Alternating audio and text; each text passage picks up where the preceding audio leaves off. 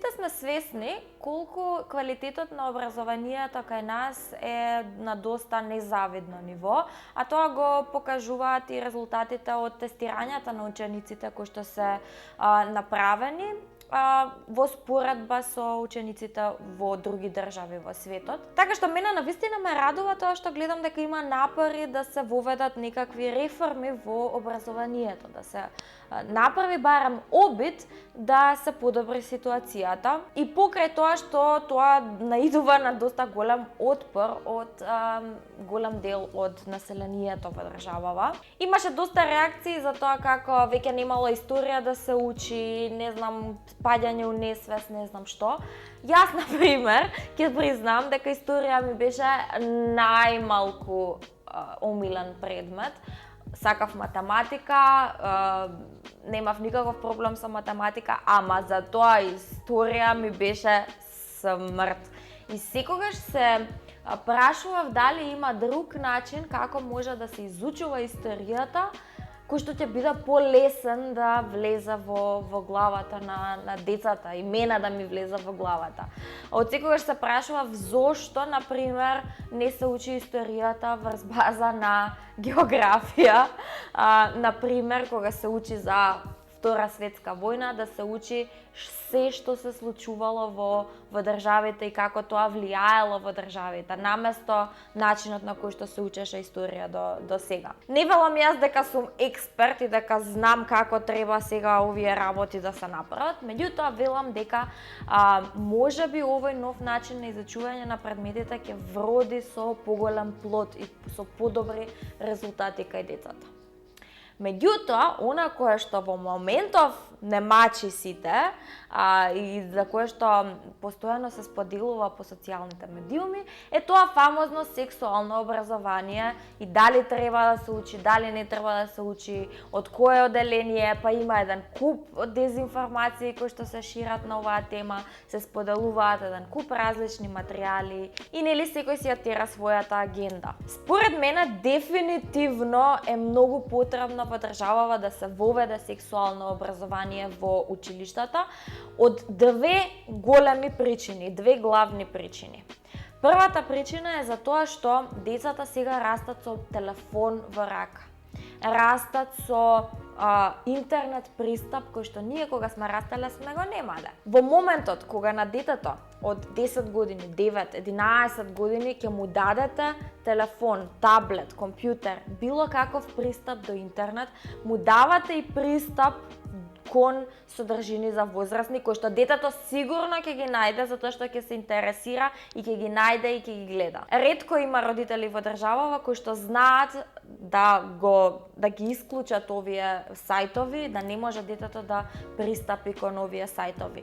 Претпоставувам дека најголемиот дел од родителите не ни знаат дека има ваква опција. Значи, детето се образува сексуално на свој начин. Си наоѓа на интернет, си гледа видеа, си чита, си гледа сликички и така натака и се образува на сосема погрешен начин. Дали би сакале вие детето да учи за сексуалноста и за деловите од телото од професионалец во училиште кој што следи програма, или сакате да учи од Pornhub, например? Па јас би ја одбрала првата опција.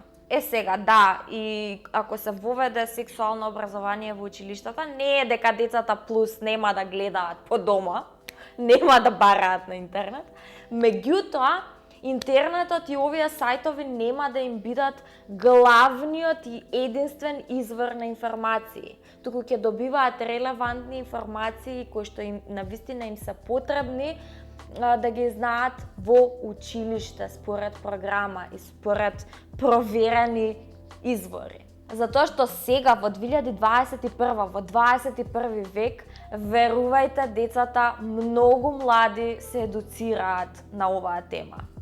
Сексуалното образование се случува.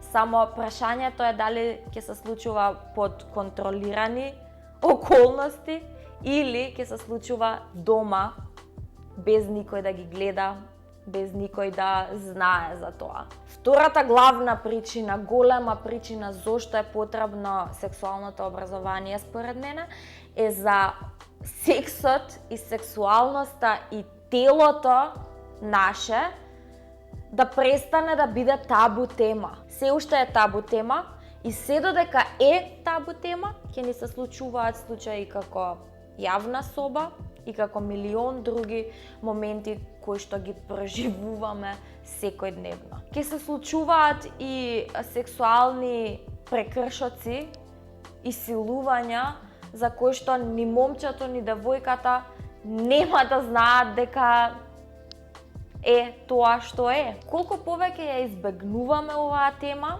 толку повеќе проблеми ќе имаме понатаму. Мислам дека воведувањето на сексуално образование во училиштата е всушност една голема услуга која што можеме да им ја направиме на децата за понатаму во животот. Можеби една од најголемите услуги кои што можеме да им ги направиме. Затоа што историја, кога почнала Втората светска војна и кои биле државите од која страна што се тепале или не знам што, тоа можеме да го најдеме и на Google. Меѓутоа, оние основи на сексуалност, основи на разбирање на овие теми, навистина е потребно да се вкоренат во децата уште од многу рана возраст. За крај само уште еднаш да спомнам дека се кружат навистина доста дезинформации на темава и различни материјали кои што апсолутно не се дел од програмата за сексуално образование кај нас, а се представуваат дека се дел од оваа програма. Така што следете ги проверените извори за оваа тема и за информациите, за да можете да ги имате вистинските информации и да пресудите самите за да донесете самите ваше мислење на темава.